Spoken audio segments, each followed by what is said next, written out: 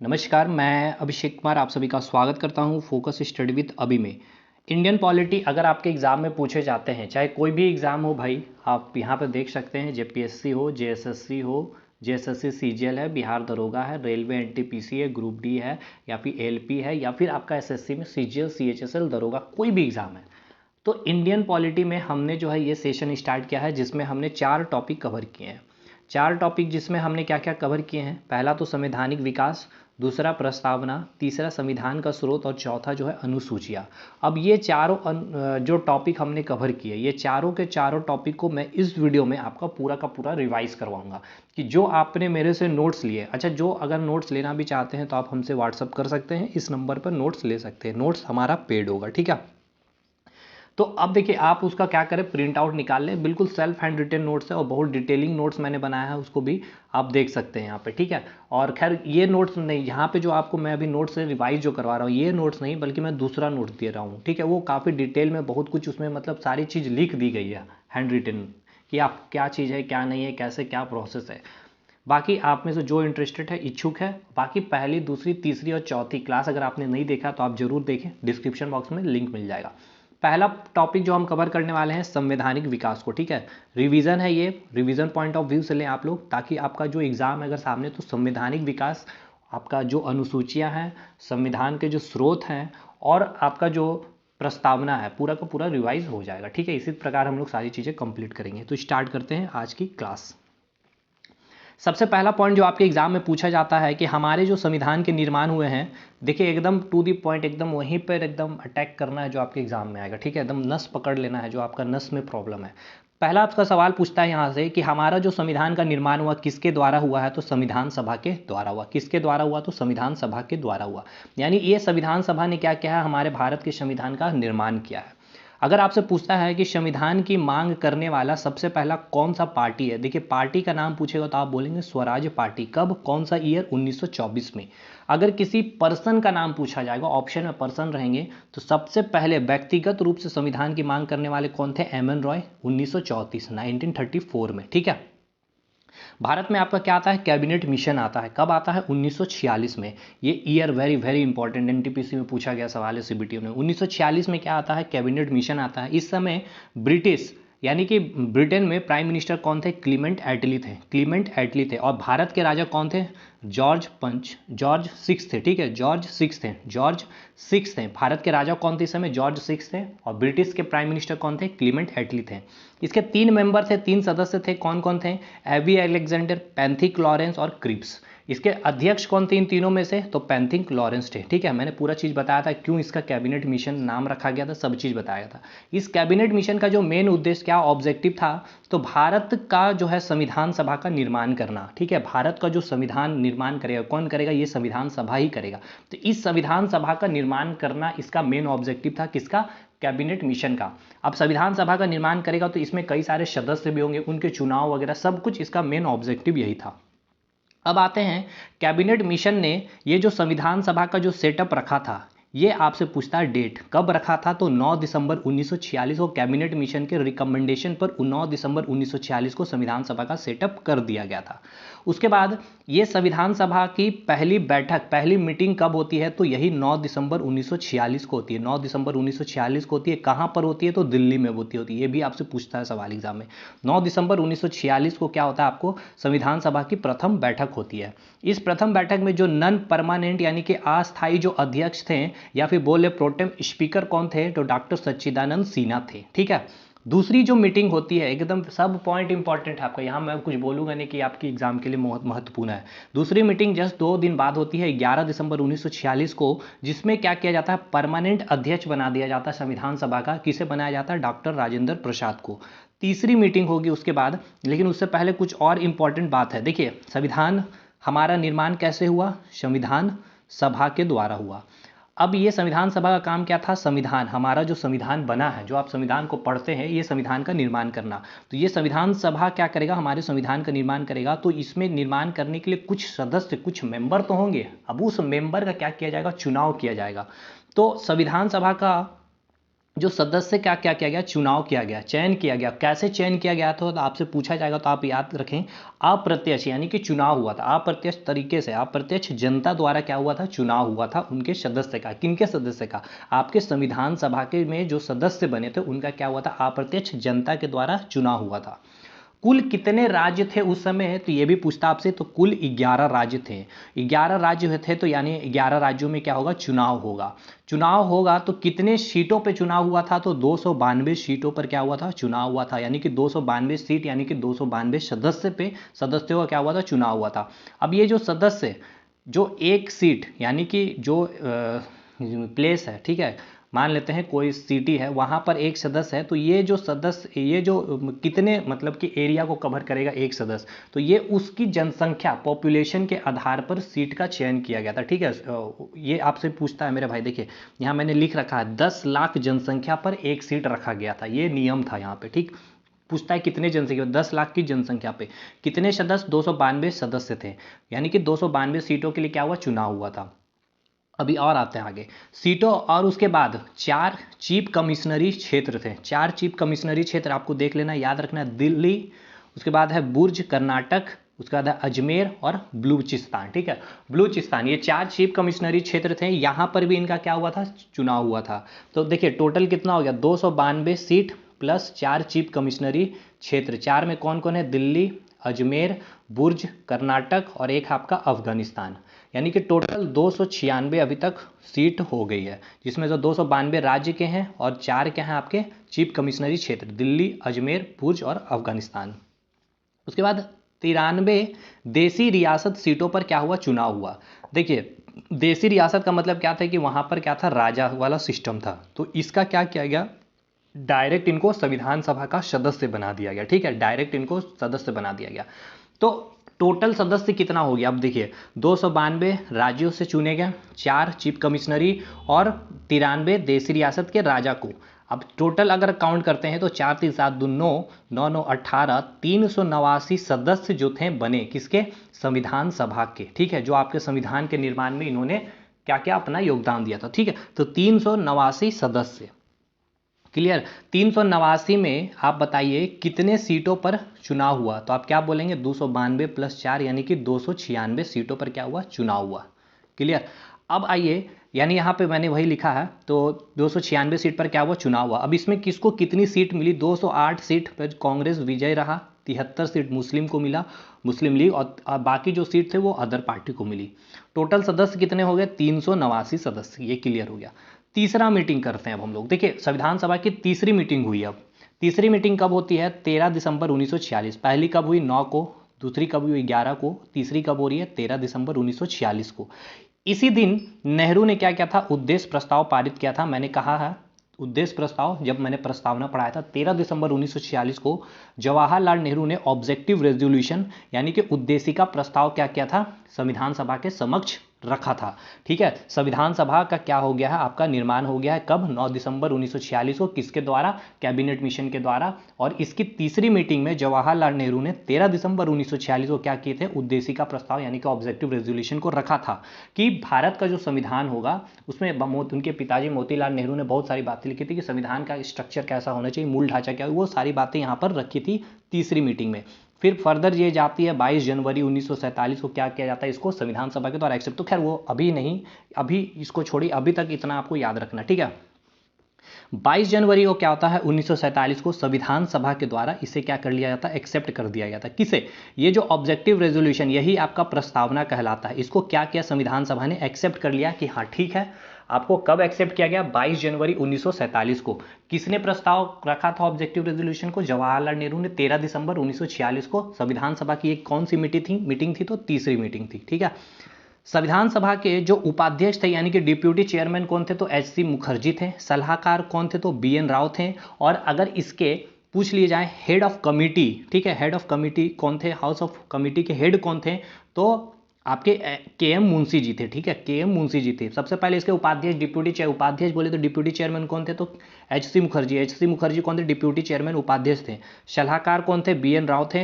House of committee के head कौन थे, तो के एम मुंशी थे।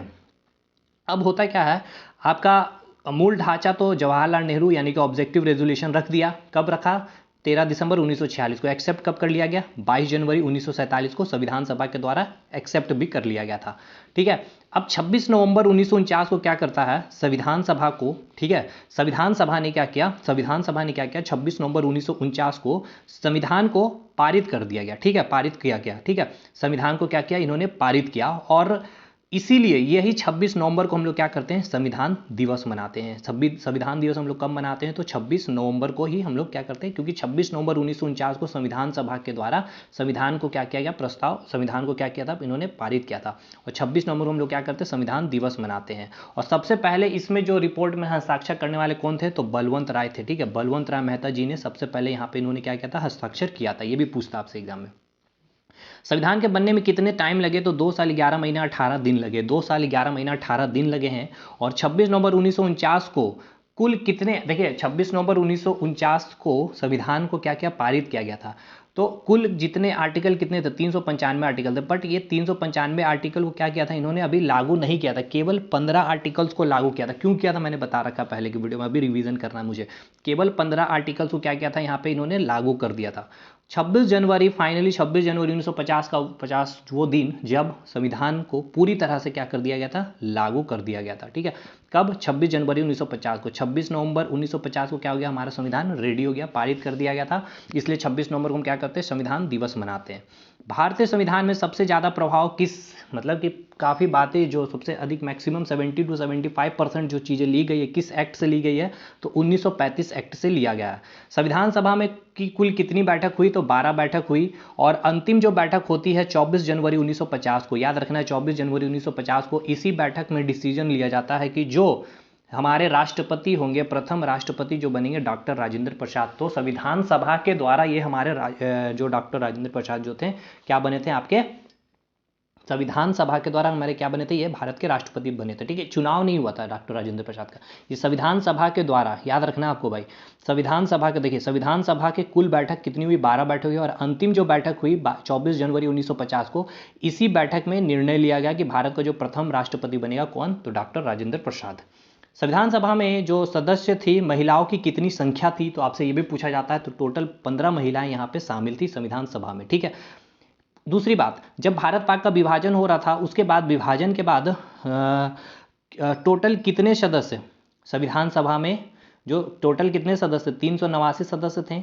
बट भारत पाकिस्तान के विभाजन के बाद कितने सदस्य बचे थे, ये भी आपसे पूछता है। तो टोटल 299 सदस्य। तो बाकी 389 सदस्य में से 299 बचे, यानी कि 90 सदस्य ये कहाँ गए, तो ये कहाँ चले गए थे, पाकिस्तान चले गए थे। ठीक है, क्योंकि उस समय ऐसा बोला गया था कि जो पाकिस्तान जाना चाहते जा सकते हैं, जो भारत रहना चाहते हैं भारत, तो कई सारे सदस्य जो थे पाकिस्तान चले गए। तो आपसे पूछा जाएगा कि भारत पाकिस्तान के विभाजन के बाद संविधान सभा में कितने सदस्य थे, तो 299 सदस्य बचे थे। जो भारत का संविधान 26 नवंबर 1949 को पारित किया और 26 जनवरी 1950 को फाइनली पूरी तरह से लागू किया। उस समय मूल संविधान में कितने आर्टिकल थे, 395 आर्टिकल थे। कितने भाग थे, 22 भाग थे और 8 अनुसूचियाँ थी। अभी प्रेजेंट में 395 आर्टिकल्स है, 22 भाग हैं और 12 अनुसूचियाँ हैं।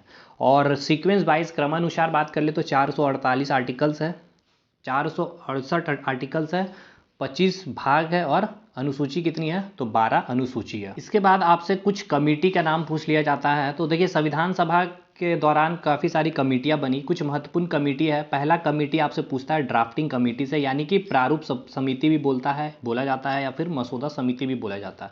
इसमें टोटल कितने सदस्य थे ये पूछा जाता है, तो टोटल 7 सदस्य थे। 7 सदस्य में आप नाम देख लीजिए, बट आपसे पूछा क्या जाएगा, पहला तो चीज़ पूछा जाएगा कि इसके अध्यक्ष कौन थे, तो डॉक्टर BR अम्बेडकर जी जो थे इसके अध्यक्ष थे। उस पर्सन का नाम बताइए जो ड्राफ्टिंग कमेटी के सदस्य थे और वो एकमात्र मुस्लिम लीग के भी सदस्य थे, तो वो थे M सदुल्ला जी थे। ठीक है, पूछा जाएगा कि BL मित्र जो ड्राफ्टिंग समिति के सदस्य थे, लेकिन उनके मृत्यु हो जाती है। ठीक है, उसी दौरान उसी कार्यकाल में ही, तो उनके जगह किनको उसकी सदस्यता दी जाती है, तो N माधव राव को दिया जाता है। ठीक उसी प्रकार DP खेतान की भी मृत्यु हो जाती है, तो उनके जगह किनको जगह दी जाती है, तो T कृष्णाचारी को दिया जाता है। ठीक है। मेन जो ड्राफ्टिंग कमेटी का जो मेन उद्देश्य क्या था, और संविधान के ढांचा को तैयार करना, और ये अपनी फाइनल रिपोर्ट संविधान सभा को, ये इतनी इंपॉर्टेंट नहीं है, ठीक है, 21 फरवरी 1948 को देते हैं। तो यहाँ से आपको इंपॉर्टेंट सब कुछ 7 सदस्य देख लीजिए, N Gopal Swami Ayyangar, B R Ambedkar, Krishna Swami Iyer, K M Munshi, M Saadulla, B R Mittal और डी पी खेतान, ठीक है। नेक्स्ट जो कमेटी है आपका संघ संविधान समिति, संघ शक्ति समिति, प्रोविंस कॉन्स्टिट्यूशन कमेटी बोल ले तो यूनियन पावर कमेटी। इसके अध्यक्ष कौन थे, तो जवाहरलाल नेहरू थे, ठीक है। संघ संविधान समिति पूछेगा या फिर संघ शक्ति समिति पूछेगा तो आप बोलेंगे डॉक्टर जवाहरलाल नेहरू थे। प्रांतीय संविधान समिति के अध्यक्ष, प्रांतीय संविधान समिति एंड मूल अधिकार एवं अल्पसंख्यक समिति के अध्यक्ष कौन थे, तो सरदार वल्लभ भाई पटेल थे, सरदार वल्लभ भाई पटेल थे। चौथी समिति जो है संचालन समिति, या फिर इसे बोला जाता है तदर्थ समिति या फिर रियासत समिति, इसके अध्यक्ष कौन थे, डॉक्टर राजेंद्र प्रसाद। और झंडा समिति के अध्यक्ष कौन थे, तो जेबी कृपलानी, ठीक है, जेबी कृपलानी। कुछ फैक्ट देख ले, संविधान की जो उत्पत्ति कहाँ किस देश से हुई है, तो सबसे जो उत्पत्ति का उत्पादन जो हुआ है संविधान का, वो उत्पादन करने वाले कौन देश है, तो इंग्लैंड है, ठीक है, या बोल ले तो फाउंडर। सबसे पहला जो संविधान बना, सब दुनिया का पहला अलिखित संविधान किस देश का है, तो सिंपल बात है इंग्लैंड का ही, क्योंकि उत्पत्ति करने ये अलिखित संविधान है। और पूछा जाएगा कि दुनिया का सबसे बड़ा संविधान, ठीक है, ये इंग्लैंड का जो संविधान है सबसे लचीला। पूछा जाएगा किस देश का संविधान सबसे लचीला, किस देश का संविधान सबसे छोटा संविधान है और पहला लिखित संविधान है, ठीक है। दुनिया का पहला लिखित संविधान और सबसे छोटा संविधान किस देश का है, तो यूएसए का। टोटल कितने आर्टिकल है, तो 7 आर्टिकल, और सबसे कठोर संविधान भी है, ठीक है। सबसे बड़ा संविधान पूछ लिया जाए दुनिया का, तो भारत का है, और कैसा है वो, कठोर प्लस लचीला भी है। पाकिस्तान का कब बना था, 1973 में बना था संविधान। भी लेटेस्ट जो बना है नेपाल का बना है 2015 में। और सबसे कम शब्दों का यूज़ किया गया है किस देश के संविधान में, तो मोनाको का। ये पूछा गया सवाल, इसलिए मैंने एक जगह फैक्ट रख दिया। भारत का संविधान कैसा है, अर्ध, ठीक है, अर्ध संघीय संविधान है। ये बात किसने कही है, तो केसी वियर ने कहा, ठीक है, केसी वियर ने कहा। आई होप चीज़ें आपको क्लियर हो गई। संवैधानिक विकास, बस इतना चीज़ जो आपको है संवैधानिक विकास से पढ़ना है। और अब आपको बात करेंगे प्रस्तावना की, ठीक है, एकदम फैक्ट इंपॉर्टेंट जो आपके एग्जाम के लिए महत्वपूर्ण है, वही बात यहाँ पे मैं करूँगा कि प्रस्तावना से आपको क्या क्या पूछ लिया जाता है। सबसे पहला चीज़ पूछा जाता है कि प्रस्तावना कहाँ से लिया गया, सोर्स क्या है, तो यूएसए है, यानी कि अमेरिका है, ठीक है। बी आर अम्बेडकर जी ने संविधान को क्या कहा है, तो पवित्र दस्तावेज कहा, ठीक है, क्या कहा, तो पवित्र दस्तावेज कहा। पूछा जाएगा कि डॉक्टर बी आर अम्बेडकर ने संविधान को क्या कहा, पवित्र दस्तावेज कहा है। या फिर कह ले तो प्रस्तावना किस देश से लिया गया है, तो यूएसए से लिया गया। इसका बेस क्या है, तो आपको पता होना चाहिए प्रस्तावना का बेस क्या है। जवाहरलाल नेहरू ने, अभी मैंने आपको बताया था 13 दिसंबर 1946 को क्या किया था, इन्होंने ऑब्जेक्टिव रेजोल्यूशन को संविधान सभा के समक्ष रखा था, और यही ऑब्जेक्टिव रेजोल्यूशन ही क्या कहलाता, आपका प्रस्तावना कहलाता। तो यहाँ पे आइए फैक्ट पे, 13 दिसंबर 1946 को जवाहरलाल नेहरू ने ऑब्जेक्टिव रेजोल्यूशन रखा था संविधान सभा के समक्ष, और इसे एक्सेप्ट कब किया गया, 22 जनवरी 1947 को, ठीक है। संविधान को क्या कहा जाता है, संविधान को प्रस्तावना को क्या कहा जाता है, soul and heart of Indian constitution. संविधान की आत्मा और संविधान का हृदय किसको कहते हैं, तो प्रस्तावना को कहते हैं। प्रस्तावना को क्या कहा जाता है, संविधान का सोल और संविधान का हृदय, यानी कि संविधान का हार्ट, ठीक है। तो पूछा जाएगा कि संविधान की आत्मा या फिर संविधान का हृदय हम किसे कहते हैं, तो प्रस्तावना को कहते हैं। एक और इंपॉर्टेंट फैक्ट याद रखें कि प्रस्तावना को शुरुआत में तो प्रस्तावना संविधान का अंग नहीं था, बट संविधान का ये अंग कब बनता है, 1973 में। उस केस का नाम बताइए, केशवानंदा भारती, बनाम क्या था, केरला स्टेट्स के, ठीक है। उसके बाद आइए इंपॉर्टेंट फैक्ट पे, प्रस्तावना की जो लिया गया था कहाँ से, तो यूएसए से, ठीक है। प्रस्तावना का अगर आपसे पूछ लिया जाए विचार कहाँ से लिया गया, तो यूएसए से। और अगर आपसे पूछ लिया जाए प्रस्तावना की जो भाषा लिया गया किस कंट्री से लिया गया, तो आप क्या बोलेंगे, ऑस्ट्रेलिया से। प्रस्तावना की भाषा किस कंट्री से लिया गया, तो ऑस्ट्रेलिया से लिया गया। अब हम आते हैं जो इंपॉर्टेंट पूछा जाता है कि देखिए संविधान की आत्मा हम किसे कहते हैं, प्रियम्बल प्रस्तावना को कहते हैं। But B R Ambedkar ji ने क्या कहा है, संविधान की आत्मा, ठीक है, संविधान की आत्मा बी आर अम्बेडकर जी ने किसको कहा है। देखिए हम कहते हैं संविधान की आत्मा किसको, प्रस्तावना को, but according to B R Ambedkar ji ने कहा है राइट टू कॉन्स्टिट्यूशन रेमेडी, यानी कि संवैधानिक उपचारों के अधिकार को। डॉक्टर बी आर अम्बेडकर ने राइट टू कॉन्स्टिट्यूशनल रेमेडी को क्या कहा है, संविधान का आत्मा कहा है। और ये राइट टू कॉन्स्टिट्यूशनल रेमेडी कौन से आर्टिकल में आता है, आर्टिकल 32 में। कौन से भाग में, तो पार्ट 3 में। ये सब हम लोग आगे देखेंगे, अभी हमने इसका क्लास भी नहीं किया है, ठीक। उसके बाद प्रियम्बल को क्या कहा जाता है, संविधान की कुंजी भी कहते हैं। प्रियम्बल को क्या कहते हैं, संविधान की कुंजी भी कहते हैं। अब आइए जो आपका इंपॉर्टेंट पॉइंट है, देखिए यहाँ से काफ़ी इंपॉर्टेंट पॉइंट आते हैं। प्रस्तावना में महत्वपूर्ण जो बातें लिखी गई है, पहला जो बात लिखा गया है, हम भारत के लोग we the people of India. ये पूछा जाता है किस देश से हमने लिया है, तो किस देश से हमने लिया है, यूएसए से लिया गया है। ठीक है, किस देश से लिया गया, तो यूएसए से लिया गया। हम भारत के लोग कहने का अर्थ क्या है कि संविधान की जो शक्ति, संविधान को जो शक्ति मिलती है या फिर संविधान की शक्ति की जो स्रोत है वो कौन है, तो जनता ही है। ठीक है, उसके बाद संविधान में 3 बातें लिखित थी, कुछ लिखित जो थी आपकी, सॉवरेन संप्रभुता, उसके बाद था डेमोक्रेटिक लोकतांत्रिक, और उसके बाद था रिपब्लिक गणतंत्र। ठीक है, उसके बाद 2 संविधान में संशोधन संविधान में क्या हुए, संशोधन हुए, और 2 बिंदु को यहाँ पे प्रस्तावना में इंक्लूड किया गया। 2 कौन कौन से थे, सोशलिज्म और सेक्युलरिज्म। देखिए सब डिटेल हमने किया पहले, इसलिए हम आपको एकदम पॉइंट टू पॉइंट आपको पे आ रहे हैं। और ये संशोधन कब किया गया था, 42वां संशोधन किया गया था।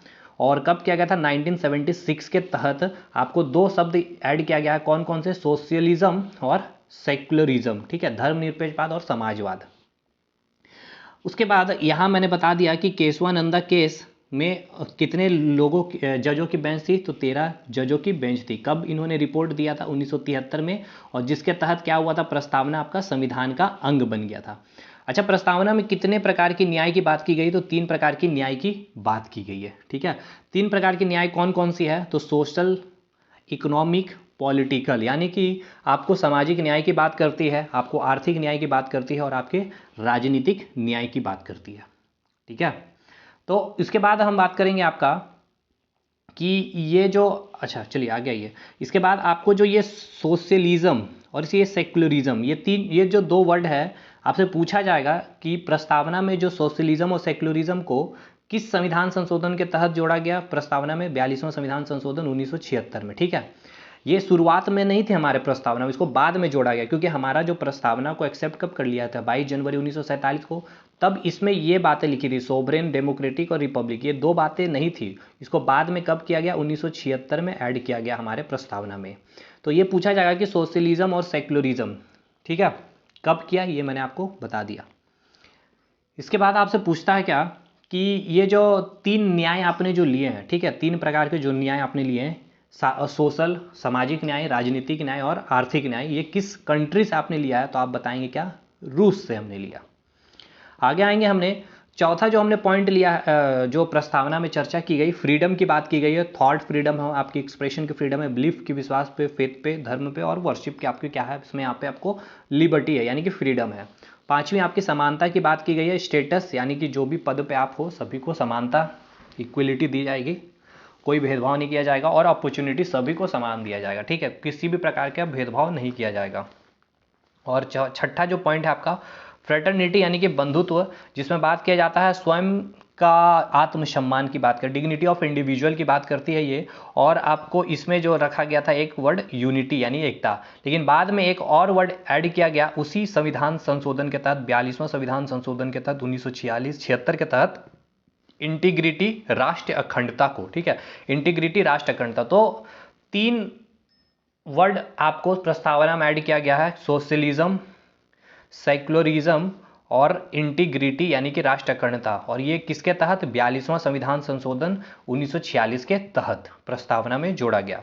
अब ये पूछता है आपसे एग्जाम में कि ये जो आपकी फ्रीडम है, और ये जो समानता है, और ये जो फ्रेटर्निटी है, ये तीनों शब्द जो आपके प्रस्तावना में ली गई है, ये किस कंट्री से हमने लिया है, तो हमने फ्रांस से लिया है। ठीक है, तो ये पूरा का पूरा आपका था प्रस्तावना।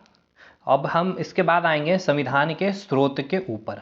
संविधान के स्रोत से मतलब यहाँ पे कौन से देश से हमने क्या लिए हैं, तो सबसे पहले इसको तो हमने याद भी करवाया आपको बहुत अच्छे से, फिर से हम आपको याद करवाएंगे। सबसे पहले हम आएंगे यूएसए में। यूएसए से हमने क्या लिया, तो हमें यूएसए से केवल 7 पॉइंट याद रखने जो हमने चीज़ें ली है। पहला अभी हम पहले एक बार पढ़ लेते हैं, फिर हम आपको याद कर देंगे। पहले न्यायिक पुनर्वालोकन है, उसका आपका जो स्वतंत्रता, आपकी जो न्यायपालिका कैसी होनी चाहिए, स्वतंत्र न्यायपालिका जो है आप कहाँ से लिए हैं, ये जो आपने प्रक्रिया स्वतंत्र न्यायपालिका जो लिया आपने किस कंट्री से लिया, यूएसए से लिया है। आपसे पूछेगा न्यायिक पुनर्वालोकन जो हमारे भारत के संविधान में मेंशन है, वर्णन है, ये हमने किस देश से लिए हैं, तो यूएसए से लिए, या फिर किस देश से ये प्रभावित है, तो यूएसए से है। मौलिक अधिकार, आपकी जो मौलिक अधिकार 6 मौलिक अधिकार है, पहले 7 थी, ये मौलिक अधिकार आपने किस देश से लिए? तो अमेरिका से लिए हैं। प्रस्तावना आपने जो अभी आपने प्रस्तावना पढ़ा ये कहाँ से आपने लिया? तो यूएसए से लिया है। उसके बाद राष्ट्रपति पर जो महाभियोग लगाई जाती है, राष्ट्रपति को हटाने की जो प्रक्रिया की जो बात की जाती है, ये हमने कहाँ से लिया? अमेरिका से लिए हैं। उसका जो उपराष्ट्रपति है, ठीक है, उपराष्ट्रपति है और हम भारत के लोग, जो आपके प्रस्तावना मेंशन, ये कहाँ से लिया है? तो हमने यूएसए से लिया है। यूएसए से हमने क्या किया है? 7 पॉइंट लिए। चलिए रिवीजन भी कर लेते हैं एक बार। यूएसए से हमने 7 पॉइंट लिए हैं भाई। 7 पॉइंट आप एक बार हमें बोलते चले, ठीक है। तो पहला जो है आपने क्या लिया है? न्यायिक पुनर्वलोकन। न्यायपालिका कैसा होनी चाहिए? स्वतंत्र न्यायपालिका होनी चाहिए। उसके बाद मौलिक अधिकार, उसके बाद आपने राष्ट्रपति महाभियोग, उसके बाद उपराष्ट्रपति का पद, उसके बाद हम भारत के लोग, और अंतिम आपने क्या किया है? आपने अंतिम में क्या किया था? हम भारत के लोग के बाद आपने एक पॉइंट किसको छोड़ा है भाई? प्रस्तावना, प्रस्तावना, प्रस्तावना, जो अभी हमने रिवाइज किया था। 7 पॉइंट हुआ कि नहीं? राष्ट्रीय पुनर्वलोकन, स्वतंत्र न्यायपालिका, मौलिक अधिकार, प्रस्तावना, राष्ट्रपति पर महाभियोग, हम भारत के लोग, और वाइस प्रेसिडेंट, उपराष्ट्रपति का जो पद है, ये भी हमने कहाँ से लिया? यूएसए से लिया। दूसरी कंट्री आपकी आती है ब्रिटेन। ब्रिटेन से हमने 3 बातें लेनी है।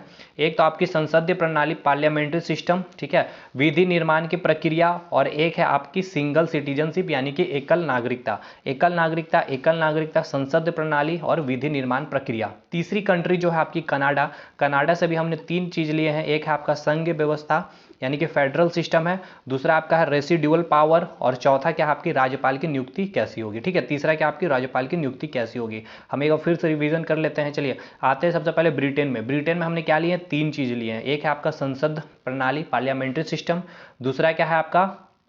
विधि निर्माण की प्रक्रिया, और एक तीसरा क्या है आपका? सिटीजनशिप यानी कि एकल नागरिकता, सिंगल सिटीजनशिप। तीसरा आपका था कनाडा कंट्री। कनाडा से भी हमने 3 चीजें लिए हैं। 3 चीजें, पहला आपका संघीय व्यवस्था यानी कि फेडरल सिस्टम, दूसरी है आपकी क्या? अच्छा भाई गलती हो गया भाई, अच्छा ठीक है, चलिए संघ व्यवस्था यहाँ, ठीक है, संघ व्यवस्था है, ठीक है, संघ व्यवस्था है। दूसरा क्या है? राज्यपाल की नियुक्ति है, और तीसरा क्या है आपका? आपका रेसिडुअल पावर यानी कि अवशिष्ट शक्तियाँ। ये हमने कहाँ से लिए हैं? कनाडा से लिए। अवशिष्ट शक्तियाँ ये सब क्या हमने डिटेल डिस्कशन पहले भी कर रखे हैं वीडियो में। ऑस्ट्रेलिया से हमने 4 पॉइंट याद रखनी है। 4 पॉइंट हमने ली है। पहले तो प्रस्तावना की भाषा, उसके बाद आपकी समवर्ती सूची, कंकरेंट लिस्ट, ये भी हमने डिस्कशन कर लिया है। उसके बाद जॉइंट सेशन, और उसके बाद राज्य और केंद्र के बीच जो संबंध है वो हमने ऑस्ट्रेलिया से लिया है। रूस से हमें 2 चीज़ याद रखना है, एक फंडामेंटल ड्यूटी, मौलिक कर्तव्य, और एक हमें याद रखना है, रूस से हमने क्या लिया? 3 न्याय लिए हैं जो हमारे प्रस्तावना में मेंशन है। कौन कौन से न्याय है? राजनीतिक न्याय है, आर्थिक न्याय है, और सामाजिक न्याय है, ठीक है। और एक आप ये याद रखना, जापान से हमने लिए हैं विधि द्वारा स्थापित प्रक्रिया, विधि द्वारा स्थापित प्रक्रिया। जर्मनी इंपॉर्टेंट नहीं है, बट देख लें, आप याद कर सकते तो कर ले, लेकिन एग्जाम में नहीं पूछे जाते हैं मोस्टली उतने एग्जाम में। तो हम एक बार रिवाइज कर दें। ऑस्ट्रेलिया से हमने क्या लिए हैं? 4 पॉइंट लिए हैं। पहला हमने लिया प्रस्तावना की भाषा, दूसरा हमने क्या लिया है आपके हमने ऑस्ट्रेलिया से क्या लिए हैं? जॉइंट सेशन, ठीक है। तीसरा हमने क्या लिए हैं? आपके समवर्ती सूची, और चौथा हमने क्या लिए हैं? राज्य और केंद्र के बीच संबंध। उसके बाद ऑस्ट्रेलिया के बाद हमने एक कंट्री और नाम लिया रूस से। रूस से हमने 2 चीज़ें लिए हैं, क्या क्या? एक तो मौलिक कर्तव्य, फंडामेंटल ड्यूटी, और 3 न्याय। 3 न्याय कौन? राजनीतिक, सामाजिक और आर्थिक न्याय, जो आपके कहाँ मेंशन है? प्रस्तावना में मेंशन है। उसके बाद साउथ अफ्रीका से एक महत्वपूर्ण है, जो संविधान संशोधन जो हम करते हैं, ये हमने कहाँ से लिया है? तो साउथ अफ्रीका से लिए हैं। फ्रांस से हमने क्या लिए? तो फ्रांस अभी मैंने आपको बताया, रिवाइज भी किया कि प्रस्तावना में 3 शब्द, एक तो फ्रीडम, इक्वलिटी, और अंतिम क्या थी? फ्रेटर्निटी, ठीक है, फ्रेटर्निटी। अंतिम क्या था आपका? फ्रेटर्निटी, जिसे हम कहते हैं बंधुत्व, ठीक है, समानता। और एक आपका क्या था? फ्रीडम। ये तीनों हमने कहाँ से लिए थे? फ्रांस से लिए थे, ठीक है। तो आपका फ्रांस भी कंप्लीट होगा। और अंतिम जो बचता है आपका आयरलैंड, काफ़ी महत्वपूर्ण है आयरलैंड। इसके भी आपको 2 याद रखने होंगे भाई। एक तो राज्य के नीति निदेशक तत्व, और दूसरा जो राज्यसभा में जो 12 सदस्यों का मनोनयन होता है, ठीक है, जिनको मनोनीत किया जाता है, ये भी हमने कहाँ से लिए हैं? तो आयरलैंड से लिए हैं। और 1935 का एक्ट का सबसे ज़्यादा इम्पैक्ट है हमारे संविधान पे। तो सबसे एक बार फिर से मैं आपको रिवाइज करवा दूं। चलिए यूएसए से हम एक बार रिवाइज करते हैं आपको। यूएसए से हमने टोटल कितने लिए हैं? 7 पॉइंट लिए हैं। 7 पॉइंट लिए हैं। 7 पॉइंट, पहला क्या था आपका? न्यायिक पुनर्वलोकन, दूसरा क्या था? स्वतंत्र न्यायपालिका, तीसरा क्या था आपका? मौलिक अधिकार, चौथा क्या था आपका? मौलिक अधिकार, चौथा क्या था आपका? यूएसए से जो हमने लिए हैं प्रस्तावना, ठीक है, प्रस्तावना। पांचवा क्या था आपका, राष्ट्रपति पर महाभियोग। छठा क्या था, उपराष्ट्रपति का पद। और सातवां आपका क्या था, सातवां जो आपका बचता है आपका, सातवां क्या बच रहा था मेरे भाई, सातवां राष्ट्रपति हो गया, उपराष्ट्रपति का पद, उपराष्ट्रपति, राष्ट्रपति पर महाभियोग हो गया, उपराष्ट्रपति हो गया, और हम भारत के लोग, ठीक है, हम भारत के लोग। तो याद रखना भाई, ये बार बार मैं भी इस पर थोड़ा सा ये हो जाता हूँ। सात कौन कौन से, न्यायिक पुनर्वालोकन, प्रस्तावना, प्रस्तावना में एक जो शब्द है हम भारत के लोग, राष्ट्रपति पर महाभियोग, उपराष्ट्रपति, उसके बाद आपका है मौलिक अधिकार और स्वतंत्र न्यायपालिका हो गया, ठीक है। उसके बाद ब्रिटेन से हमने तीन चीज़ें ली हैं, ब्रिटेन से तीन है, संसदीय प्रणाली, सिंगल सिटीजनशिप और विधि निर्माण की प्रक्रिया। कनाडा से भी हमने तीन लिए हैं, संघीय व्यवस्था, रेसिडुअल पावर, राज्यपाल की नियुक्ति। ऑस्ट्रेलिया से हमने चार चीज़ें ली हैं, ऑस्ट्रेलिया से हमने क्या लिए, चार चीज़ें लिए हैं। एक तो आपका ऑस्ट्रेलिया से सब प्रस्तावना की भाषा हो गई, दूसरा आपका समवर्ती सूची हो गई, तीसरा हमने ज्वाइंट सेशन कर लिया, और चौथा हमने राज्य और केंद्र सरकार के बीच संबंध कर लिए। उसके बाद ऑस्ट्रेलिया के बाद आपका आता है नंबर रूस का। तो रूस से हमने दो चीज़ें लिए हैं, एक तो हमने फंडामेंटल ड्यूटी, मौलिक कर्तव्य लिए हैं, तीन न्याय भी लिए हमने रूस से लिए हैं, सामाजिक, सॉरी बिल्कुल तीन न्याय लिए, सामाजिक, आर्थिक और राजनीतिक न्याय। रूस के बाद हम आए जापान में, तो विधि द्वारा स्थापित प्रक्रिया हो गया। साउथ अफ्रीका से हमने क्या लिया है, संविधान का संशोधन। आयरलैंड से हमने दो चीज़ें लिए हैं भाई, दो चीज़ें क्या क्या है, राज्य का नीति निदेशक तत्व और राज्यसभा में जो 12 सदस्यों का मनोनीत किया जाता है। और फ्रांस से हमने क्या लिए हैं, फ्रांस से हमने आपको बताया था कि फ्रांस से हमने स्वतंत्रता, बंधुत्व और फ्रेटर्निटी, यानी कि बंधुत्व, इक्वलिटी, ठीक है, स्वतंत्रता, इक्वलिटी और फ्रेटर्निटी, ये तीन शब्द जो प्रस्तावना में मेंशन है, ये कहाँ से लिए, फ्रांस से लिए। अब हम आते हैं अनुसूची में, यानी कि टोटल कितने अनुसूची थे प्रारंभ में, तो 8 थे, और अभी कितने हैं, तो 12 अनुसूची है। पहला अनुसूची क्या बोलता है, राज्य और केंद्र शासित प्रदेश के बारे में बात की गई है पहले अनुसूची में, ठीक है। टोटल स्टेट कितना 28 है, और यूटी कितना है, तो 8 है। ये सब डिटेल हमने डिस्कशन कर रखा है अपनी वीडियो में। दूसरी शेड्यूल क्या बोलती है, सैलरी के बारे, पेंशन के बारे, अलाउंसेस के बारे में। कौन कौन से पद, एक बार जल्दी से देखेंगे, president, governor, speaker, deputy speaker of Lok Sabha और लेजिस्लेटिव असेंबली के, chairman and deputy chairman of Rajya Sabha और लोकल लेजिस्लेटिव काउंसिल के, कैग है आपका ऑल जजेस ऑफ सुप्रीम कोर्ट और हाई कोर्ट। लेकिन वाइस प्रेसिडेंट एज को जो सैलरी दिया जाता है, ठीक है, ये मेंशन नहीं है आपके सेकंड शेड्यूल में, ठीक है। डायरेक्ट पूछेगा सेकंड शेड्यूल का संबंध किससे, सैलरी अलाउंसेस ऑफ, मतलब कि जितने भी संवैधानिक पदाधिकारी है, मतलब कि जो संवैधानिक पदाधिकारी का मतलब क्या हो गया, जो संविधान में जिनका वर्णन किया गया है। देखिए डिटेल हम नहीं कर रहे हैं, बार बार बोल रहे, ये सब हमने कर रखा है पहले ही, मैंने आपको दिखाया कि कैसे आपको रिवाइज करना है नोट्स को। तीसरा शेड्यूल बोलता है ओथ के बारे, शपथ की बात की गई है, सारे पद को यहाँ पे मैंशन कर रखा है, पढ़ लीजिए ये पद। बाकी आपको याद क्या रखना था, प्रेसिडेंट को, ठीक है, इसका आर्टिकल कमेंट करके मुझे बताएं, क्योंकि मैंने बता रखा पहले भी। वाइस प्रेसिडेंट और गवर्नर, इन तीनों को जो ओथ दी जाती है, ये हमारे तीसरे शेड्यूल में नहीं मेंशन, इनके लिए अलग सा आर्टिकल मेंशन है हमारे संविधान में। तो पहला शेड्यूल क्या बोलता है, स्टेट और यूटी की बात करता है। दूसरी शेड्यूल बोलता है सैलरी, अलाउंस और पेंशन की बात करता है। तीसरी क्या बात करता है, तो आपकी ओथ की बात करता है। चौथे शेड्यूल पे आते हैं, allocation of seat in Rajya Sabha. Allocation of seat in Rajya Sabha मतलब राज्यसभा में जो सीट होंगे, ठीक है, राज्यसभा में जो एमपी सदस्यों की जो सीट होगी, वो आवंटन जो की जाएगी, वो कहाँ पे चर्चा की गई, तो चौथे शेड्यूल में, ठीक है। राज्यों की जनसंख्या के आधार पर, उसकी पॉपुलेशन के आधार पर उतनी सीट यहाँ पर क्या की जाती है, अलोकेट किया जाता है राज्यसभा की। पांचवा जो आपको बोलता है, जो आपके शेड्यूल और शेड्यूल ट्राइब एरिया जो है आपके, ठीक है, शेड्यूल और शेड्यूल ट्राइब जो एरिया है आपका, जैसे कि अनुसूचित जनजाति क्षेत्र में, वहाँ पर कैसे एडमिनिस्ट्रेशन का क्या प्रबंध किया जाएगा, ये बात कहाँ किया गया है, 5वीं अनुसूची में। लेकिन 6ठी अनुसूची में 4 खास अनुसूचित क्षेत्र रखा गया है यहाँ पे, आपको याद रखना, एटीएम से मैंने बताया था, असम, त्रिपुरा, मेघालय और मिजोरम, ठीक है। तो एडमिनिस्ट्रेशन ऑफ ट्राइबल एरिया कहाँ कहाँ, असम में, त्रिपुरा में, मेघालय और मिजोरम में। 7वीं शेड्यूल बात करती है आपके सूची के बारे में, union list, state list, concurrent. Union में कितना है, 100 विषय है, स्टेट लिस्ट में कितना है, 61 विषय है, और कंकरेंट में कितना है, तो 52 विषय है।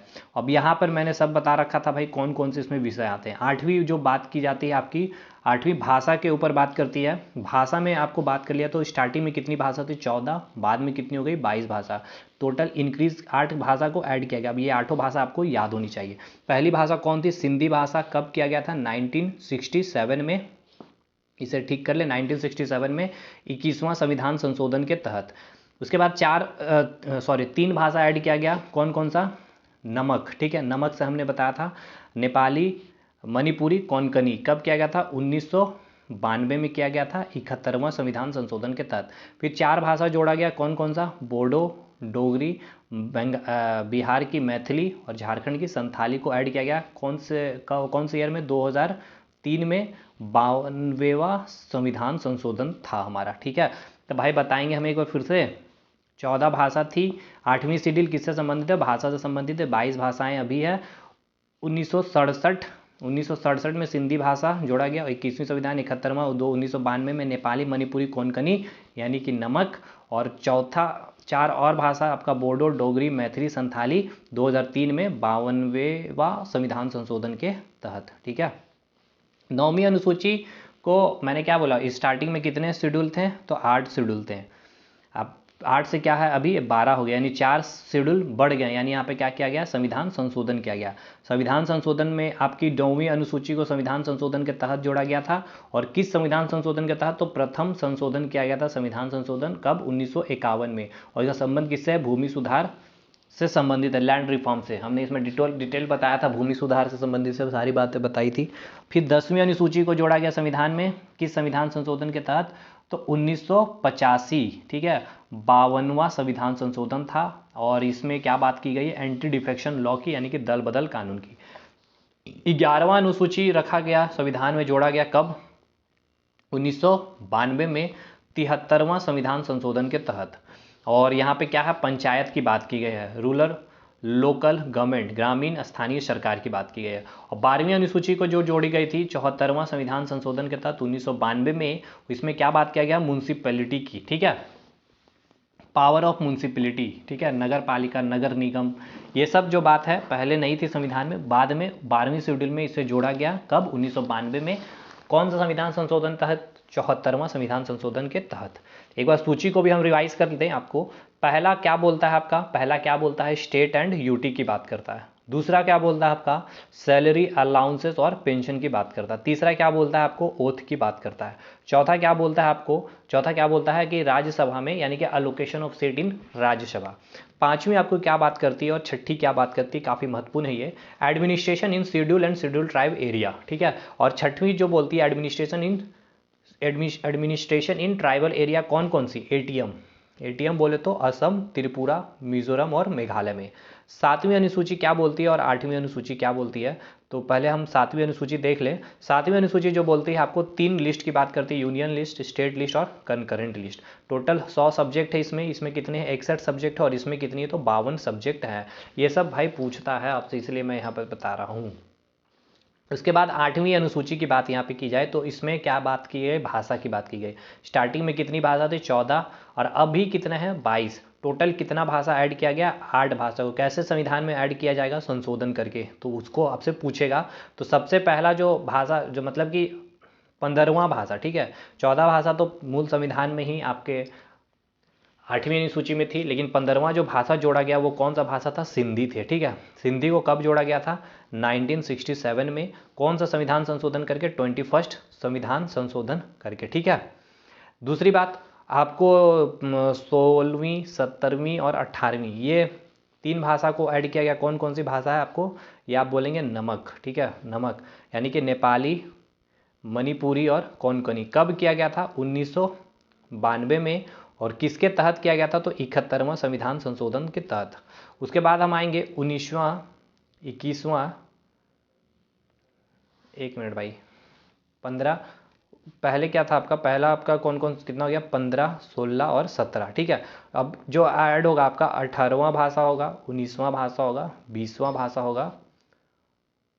पर गलती हो गया भाई, जो 3 उधर कौन कौन थे? 16वां था, क्योंकि पहले हमने 15वां में ऐड किया था, किसको? सिंधी में कर दिया था, ठीक है। फिर हमने 16वां में नेपाली किया, 17वां में हमने मणिपुरी किया, 18वां में हमने क्या किया? कोंकणी किया। अब हम 19 से चलेंगे। 19, 20, 21 और 22वां भाषा कौन कौन सा है? आपने इसको में मुझे बताना है। बोडो, मुझे इसमें बताना डोगरी, मुझे इसमें बताना बिहार की मैथिली, और यहाँ बताना झारखंड की संथाली। कब किया था? 2003 में।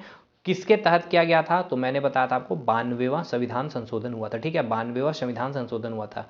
यहाँ पे आप देख सकते हैं, ठीक है। अब बात करेंगे 9वीं अनुसूची की। 9वीं अनुसूची जो था किसके तहत इसको जोड़ा गया, फर्स्ट संविधान संशोधन के तहत, कब, 1951 में। ये क्या बोलता है आपको, लैंड रिफॉर्म के बारे। 10वां संविधान संशोधन आपको क्या बोलता है, 10वां संविधान संशोधन आपको बोलता है ये कब जोड़ा गया था, पहले ये बताइए मुझे। 1985 में जोड़ा गया था 52वां संविधान संशोधन के तहत, और ये हमें बोलता है एंटी डिफेक्शन लॉ के बारे, यानी दल बदल कानून की बात करता है। 11वां संविधान संशोधन को कब जोड़ा गया था, सॉरी 11वां अनुसूची को कब जोड़ा गया था, 1992 में, और 73वां संविधान संशोधन के तहत, ये बोलता है पंचायत की बात करता है, ठीक है। 12वां शेड्यूल और अंतिम शेड्यूल कब जोड़ा गया था, 74वां संविधान संशोधन 1992 में, ये बोलता है आपको म्यूनसिपैलिटी के बारे। आई होप चीज़ें आपको रिवाइज हो चुकी होगी अभी तक जितना हमने पॉलिटी में कवर किया है। अगर वीडियो अच्छा लगा हो तो इस वीडियो को आप ज़रूर शेयर करें अपने दोस्तों तक, और हमारे एज अ मोटिवेशन की तरह आप हमारे साथ काम कर सकते हैं कि आप इसको लाइक करें, इस वीडियो को शेयर करें और एक कमेंट करें। अगर इसमें कोई भी चीज़ की कमी रह गई है तो आप हमें ज़रूर इस पर कांटेक्ट भी कर सकते हैं व्हाट्सअप नंबर पे। बाकी भाई आपका सपोर्ट होना चाहिए क्योंकि काफ़ी मेहनत लगती है कोई भी चीज़, कोई भी काम करने में। तो आई होप आपको वीडियो अच्छा लगा होगा। मिलेंगे हम लोग अगले वीडियो में, तब तक के लिए मुझे नहीं पता कि कब तक, कितने देर तक आप लोगों ने वीडियो को देखा भी है या नहीं देखा, ठीक है। मिलेंगे हम लोग अगले वीडियो में, तब तक के लिए धन्यवाद।